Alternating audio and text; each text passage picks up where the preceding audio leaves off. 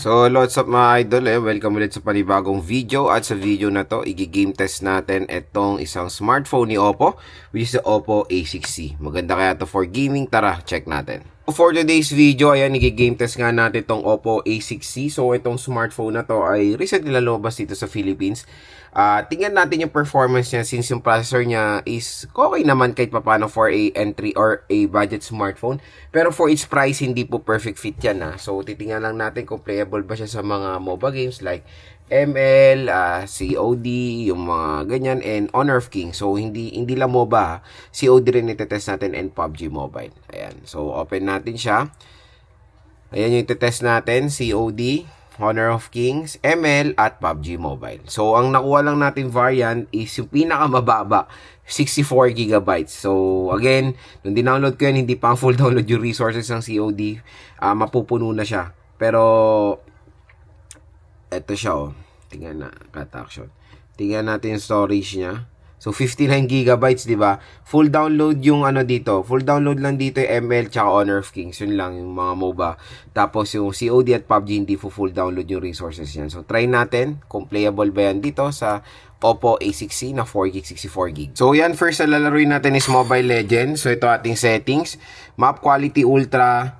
Refresh rate high at resolution HD na ako ng outline at shadow. At syempre, naka-full download na ang resources dito. 5 seconds till the enemy reaches the battlefield. Smash them! All troops deployed! No one threatens our home, right, Leo?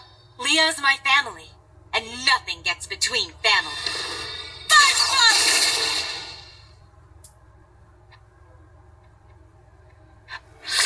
Lakas mo no?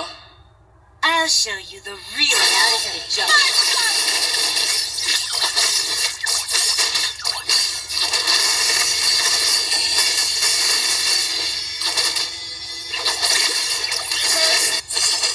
Never corner a Smilodon, separable like the jungle and the trees.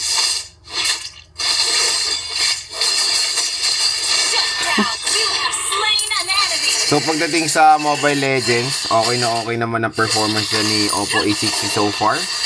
Playable naman siya sa mga sinet nating settings dito.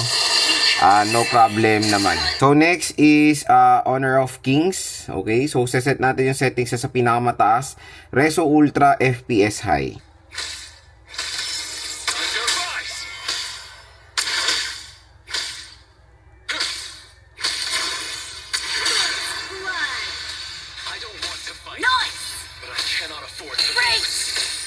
You could say I'm not much of a leader, and you'd be right. I'm just an ordinary man doing his best. Head into the jungle to farm some extra resources while waiting for the next minion wave. Has been slain.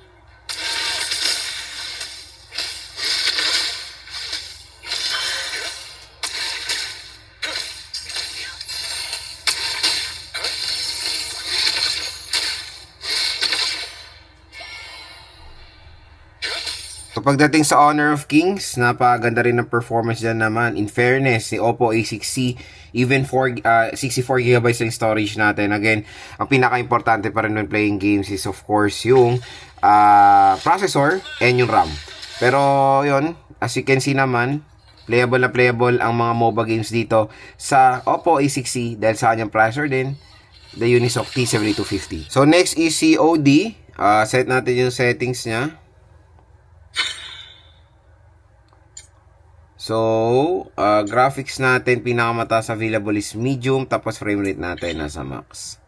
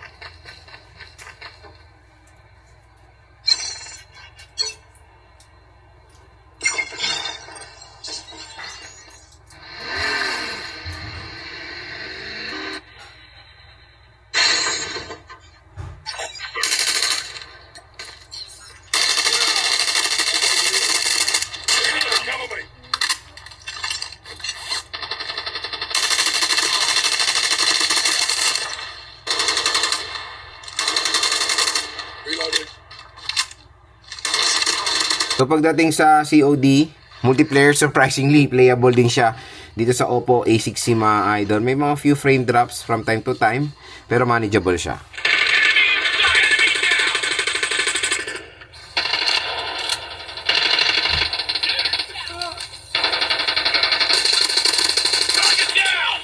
Changing mag.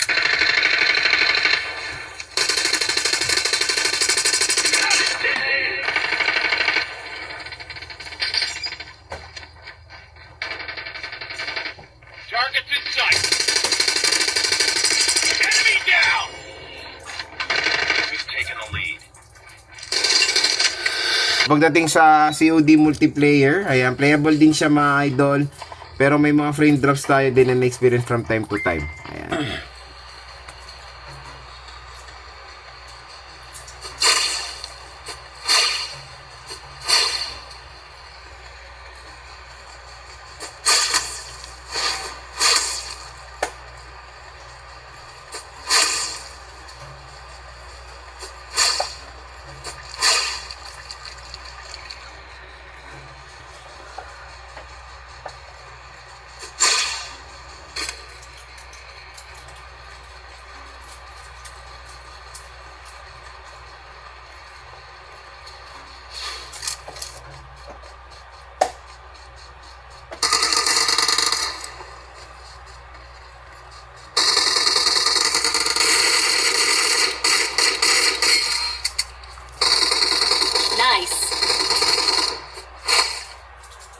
So pagdating sa PUBG Mobile mga idol, playable naman siya.